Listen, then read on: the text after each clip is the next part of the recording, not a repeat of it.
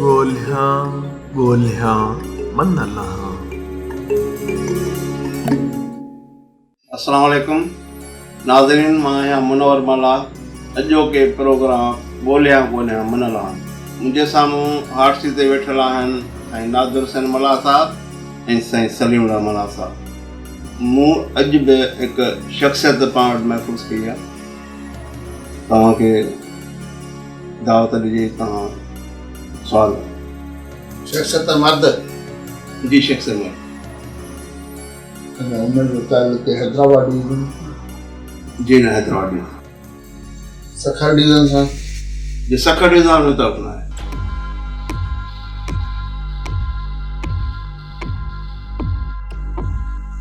ताल्लुक़ मीरपुर ख़ास न, मीरपुर ख़ास सां न आहे।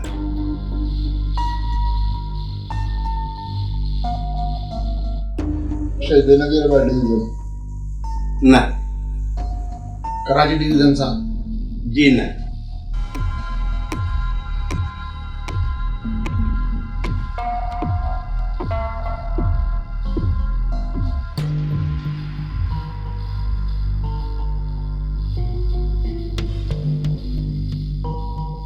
हुनजी जेका वॾा शोहरत आहे उहा सियासत आहे। जी। ज़िलो जैकोबाद। जी न। ज़िलो शिकारपुर। जेकॾहिं तव्हां असांजी चैनल खे सब्सक्राइब नाहे कयो त हींअर ई सब्सक्राइब कयो ऐं बेल आइकन ते लाज़मी क्लिक कयो त जीअं असां जूं वीडियोज़ तव्हां ताईं जल्द अज जल्द पहुची सघनि। जी न। डिस्ट्रिक्ट लाहौर। जी। 10 सवाल थी चुका आहिनि।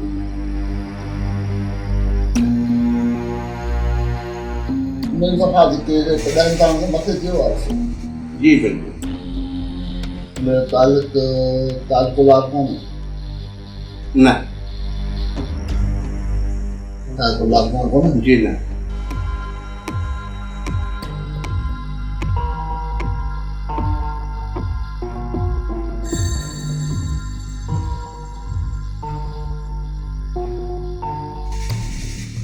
मौत जो हुआ बड़ी मौत थी होगी। जी, सभी मौत। 13 सवाल थी चुका है। उम्र जेका है तकरीबन 60 साल खां मथे। हयाती साल 60 साल खां मथे।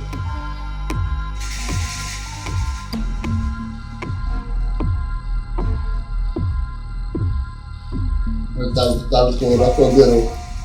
जी न। रते दर्शन है।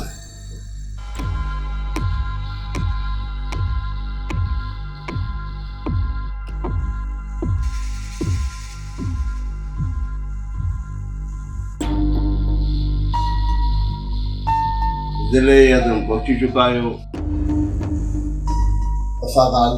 पे तो करातो जन। हाँ, तव्हां अने बराग पर आए।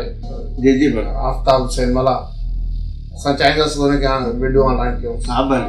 अब आफ्ताब वाला कार ते खणो ऐं दोस्तनि सां हुनजी ॻाल्हि करायो।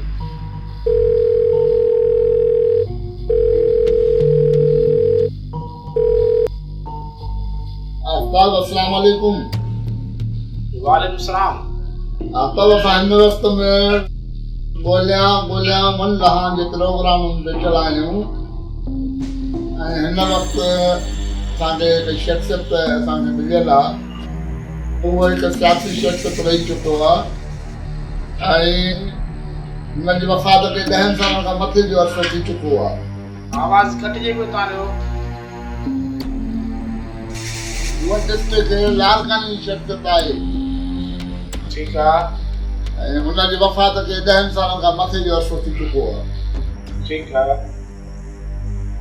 तव्हां इन जे बारे में का असांखे हेल्प करे सघो था? अच्छा, कहिड़ी पार्टी सां तालुक़ आहे हुनजो, इहो सुवाल थियो आहे? न, इहो अञा सुवाल कोन थियो आहे। अच्छा, त हुनजो तालुक़ जेको आहे पाकिस्तान पीपल्स पार्टी सां? जी न, पीपल्स पार्टी सां तालुक़ न आहे हुनजो। अच्छा, त पोइ हीउ को कामरेड अॻवान? जी बिल्कुलु चई सघो था। अच्छा त कोई जतोई खानदान सां को तालुक न जो जी जी वलीमुल्ला साहब असां कंहिं पॉइंट ते पहुता आहियूं ऐं जतोई खानदान सां तालुक आहे जेको मुंहिंजो जेको ध्यानु वञे पियो उहो वञे पियो हैदर बख्श जतोई ॾांहुं। हाणे जेकॾहिं तव्हांजो को ज़हन में अड़गा पॉइंट उभरे पई त वधीक सवाल करे इन शख़्सियत खे तव्हां हुनखे वाज़े करे सघो था। महिरबानी साईं आफ्ताब साहब, तव्हां मूंखे हिंट मूंखे ॾेई छॾी, जॾहिं मूंखे ज़रूरत पई त वरी मां तव्हां सां राब्तो कयां थो। ठीकु आहे। आफ्ताब साहब तव्हांखे लिंक्स ॾिना आहिनि, पोइ तव्हां कामयाब वञो था नथा वञो उहा हाणे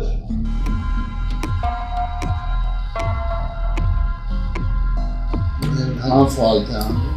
18 सुवाल थी चुका त गुंजाइश आहे 2 सुवालनि जी।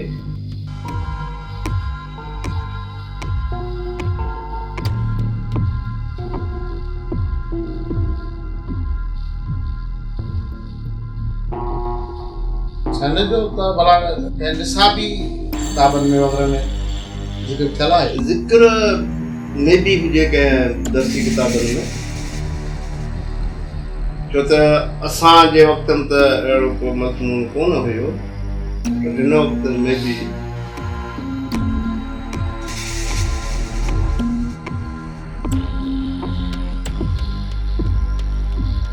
जेके तव्हां दोस्त खां वठी सघो हेल्प वठी सघो था।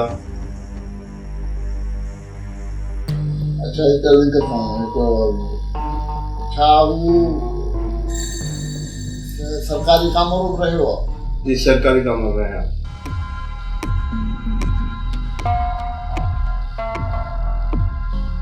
आफ्ताब जी जी कांग्रेस बि आहे ऐं हू सरकारी कामोर बि रहियो आहे पंहिंजे टाइम में। जी जी त इन बारे में तव्हां छा चवंदव? ठीकु आहे। तव्हां वटि सवाल जी गुंजाइश आहे त हिकिड़ो सवाल अञा पुछो त बाबा इन जो शख़्सियत जो ज़िक्र निसाब में आहे? निसाब में आहे, इहो आहे ज़िक्र आहे, निसाब ज़िक्र आहे, निसाब में ज़िक्र आहे। न मुंहिंजे ज़हन में सवाल बसि इहो ई हो, बसि निसाब वारो। ऐं जेके निसाब में हुन ज़िक्र आहे त या जेको नालो आहे शख़्सियत इहा ई आहे जो निसाब में ज़िक्र हुनजो आहे। हू किथां जो रहा हुयो? डिवीज़न त लाड़काणो हुयो, इन जो ज़िलो बि लाड़काणो ई आहे शायदि, पर हाणे मुंहिंजे ज़हन में वधीक इन मालूमात कोन थी अचे। बाक़ी जेका जतोई ख़ानदान सां इहो ई नालो मूं वटि आहे। हाणे कहिड़े इलाइक़े जो किथां जो हिन टाइम मुंहिंजे ज़हन जे पासे कोन पियो। ठीकु आहे, महिरबानी। जी दादा।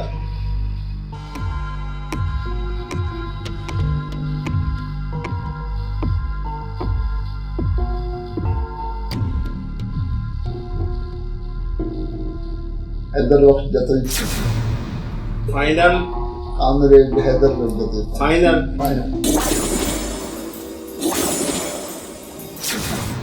जी जवाब सही है।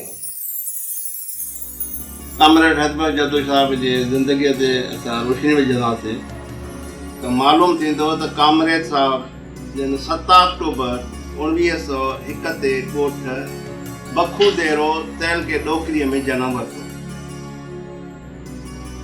संदन वालदे जो नालो फ़कीर अलहदाद जतोई हुयो। सिंध जे हिन अॻवान ऐं इंसान हमदर्द 21 मई 1971 ते लाॾाणो कयो। हिकु सियासी अॻवान ज़मीनदार पेशे सां तालुक़ रखंदो हुयो। क़ौमी कमनि में ख़ासि करे हारियुनि जे हक़नि लाइ हयाती वक़ुफ़ कयईं। उन ई सिलसिले में हिन डिप्टी कलेक्टर जे उहिदे तां रिज़ाइन कयो। सिंध सरकार संदसि क़ौमी ख़िदमत खे ख़्याल में रखंदे ॻोठ जे साम्हूं हैदर हाल्ट रेलवे स्टेशन क़ाइमु कई। अॼोको प्रोग्राम असां हिते ई ख़तमु था करियूं। ईंदड़ प्रोग्राम ताईं मुनवर मल्हां खे ॾींदा इजाज़त। अल्लाह हाफ़िज़।